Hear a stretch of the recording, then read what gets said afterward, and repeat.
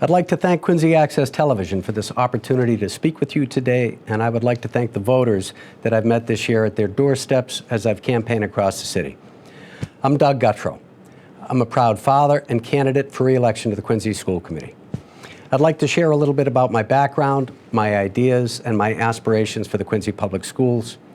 For the past 4 years, I've served as a member of the Quincy School Committee, tackling difficult issues, hiring a new superintendent, and navigating a pandemic.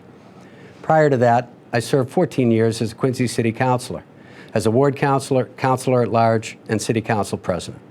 I grew up here in Quincy, and I'm a proud graduate of Quincy Public Schools.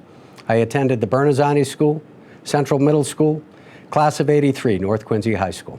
And there is no question to me that my QPS education helped me go on and earn a bachelor's degree and master's degree.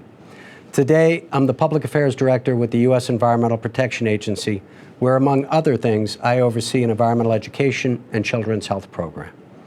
Over the past 20 years, I've served on many boards and commissions in the city of Quincy, and 15 years ago, I founded the Friends of Wollaston Beach. But what I'm most proud of is to be the father of my two boys, Brian and Scotty. Both went to Beechwood Knoll School, both went to Central Middle School. Brian graduated from Quincy High School this past spring, and Scotty is a senior at North Quincy High this year. So I approach the school committee through the same eyes as every parent, but I understand the student experience in both high schools. During my time on the Quincy City Council, I was a strong supporter of public education. I proudly supported 14 QPS budgets, security improvements in all of our schools, improvements to roofs, windows, boilers in many schools across the city, and I voted to purchase new school buses. I also supported the construction of a new Quincy High School, new Central Middle School, and a new Southwest Middle School. And as a father and a school committee member and a city councilor, I've had the opportunity to visit all 11 elementary schools, 5 middle schools, both high schools, and I've attended countless concerts, youth sporting events, and school festivals.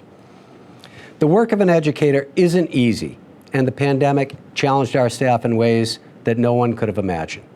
I'd like to personally express my gratitude to our teachers and to all QPS employees. I have empathy because I know what it's like to plan a lesson, to stand in front of a classroom, and to help guide our students to their full potential. For the past 20 years, I've taught courses at the college level, both undergraduate and graduate. While not the same as a Quincy public school teacher, it gives me the insight and respect into the work that they do. I am running for re-election to the Quincy School Committee because I love our city. My two kids have thrived in this system, and I believe that my experience on the school committee, in municipal government, as well as teaching, can help make QPS the best in the state.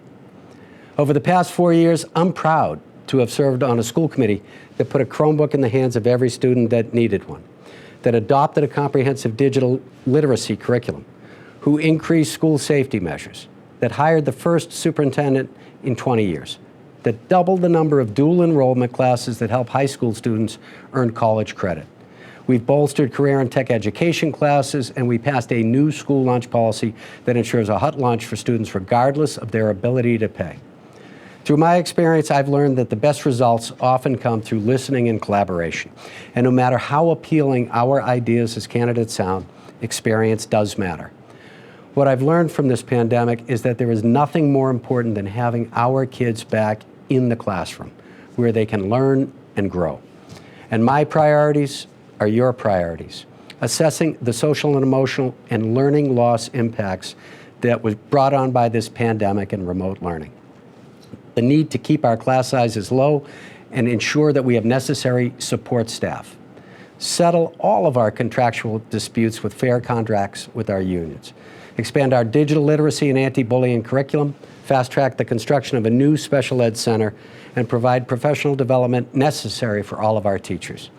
And we should continue to invest in our school buildings and technology and evaluate universal pre-K options, because early learning works. Finally, I'd like us to assess the impact of the housing boom has had on our schools and its budget. As we navigate our way out of this pandemic and back into the classroom, I believe that we need an experienced leader, a results-driven advocate, someone who has dedicated his life to our neighborhoods and invested in Quincy Public Schools. I humbly suggest that I am that candidate. On November 2nd, I'm the first on the ballot. and I humbly ask for your vote. Thank you again to Quincy Access Television for this opportunity, and to you, the voters, for your confidence and support.